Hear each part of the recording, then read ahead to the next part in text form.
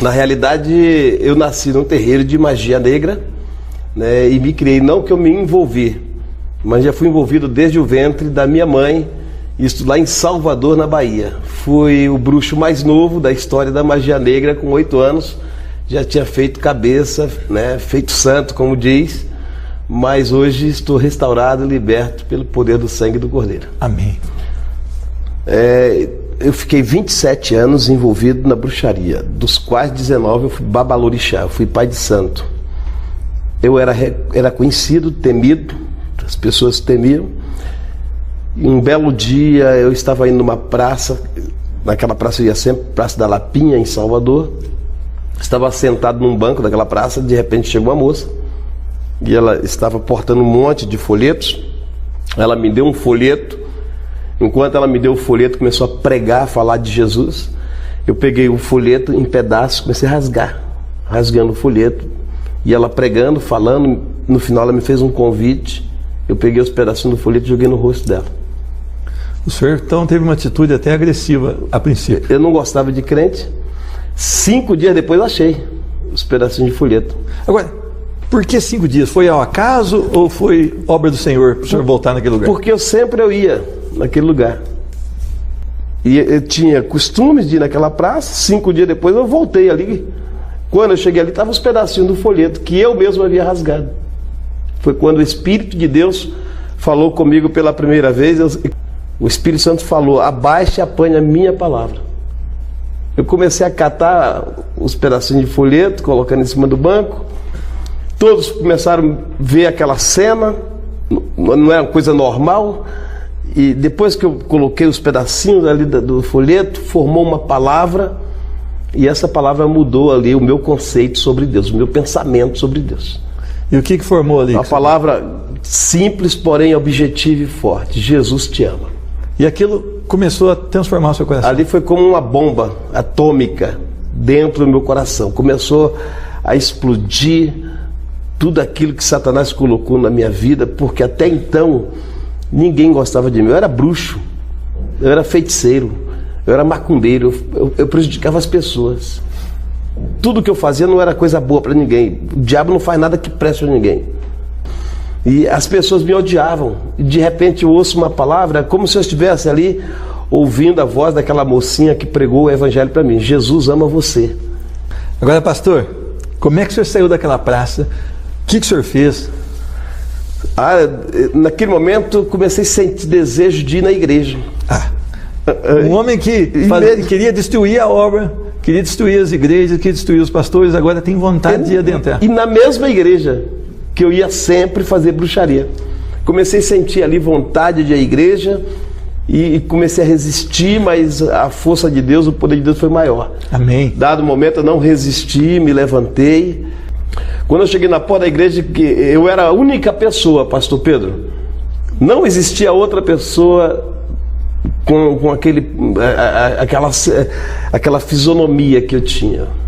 Cabelo enorme, grande, e não tinha outra pessoa. Quando o homem percebeu o meu cabelo, ele viu e disse: ah, é ele.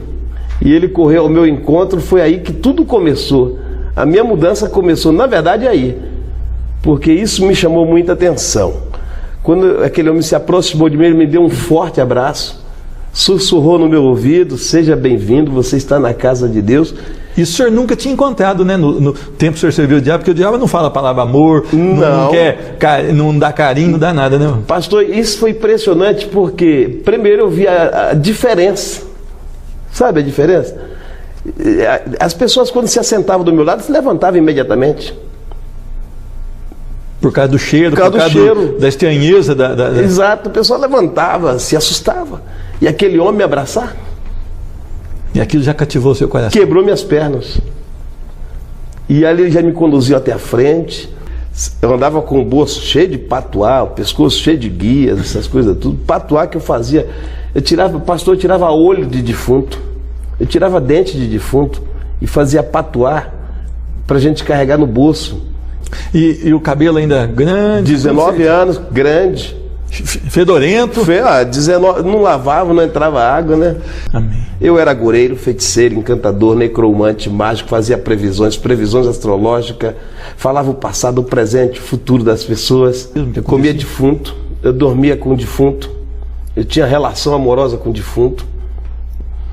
Tanto que você que é servo de Deus, que está me vendo agora, eu quero dizer para você que você incomoda completamente as obras do inferno no seu bairro, na sua rua, na sua casa. Se a sua vida está na presença de Deus, você faz a diferença. Pastor, tenho viajado o Brasil, outros países também testemunhando, levando a mensagem do Evangelho de Cristo. Isso vale a pena, pastor? E como vale, tem sido muitas pessoas que têm se encontrado a salvação através desse testemunho, através do meu ministério, têm sido libertos, são muitas as pessoas que têm sido abençoados. Pobreza e afronta sobrevém ao que rejeita o quê? A instrução. Pobreza e afronta sobrevém ao que rejeita o quê? A instrução. Mas o que guarda a repreensão será o quê? Honrado. Está vendo? O que guarda a repreensão, o que guarda o ensinamento, esse será honrado. Você sabe qual é o oposto de honrado? Você sabe ou não? O oposto de honrado é envergonhado. Então aqui fala que a pobreza, pessoal, ela vem sobre a vida daquele que não aceita a repreensão, a instrução. Para você ver aqui no mesmo livro, no capítulo 13, versículo 13, fala assim, ó. Provérbios 13, 13 fala assim, ó. O que despreza a palavra perecerá, mas o que teme o mandamento será galardoado. Está vendo? O que despreza a palavra, o ensinamento, o que despreza perecerá, o que despreza a palavra perecerá, mas o que tem no mandamento será galardoado. Está vendo, pessoal?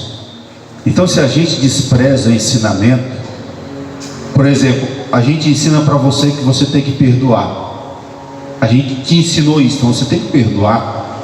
Se você não perdoa, você desprezou o que a gente ensinou. Se a gente prega para você que você tem que amar o que te odeia, você tem que fazer o quê? Amar aquele que te odeia. Não é verdade, pessoal? Se a gente prega que você tem que ter bons olhos, então você tem que se esforçar para ter bons olhos. Então, se a gente despreza o ensinamento, qualquer um de nós, qualquer um, a gente será envergonhado. A pobreza vai vir sobre a nossa vida. Então a gente não pode desprezar, porque se a gente não desprezar, então nós seremos honrados, abençoados. Amém, pessoal?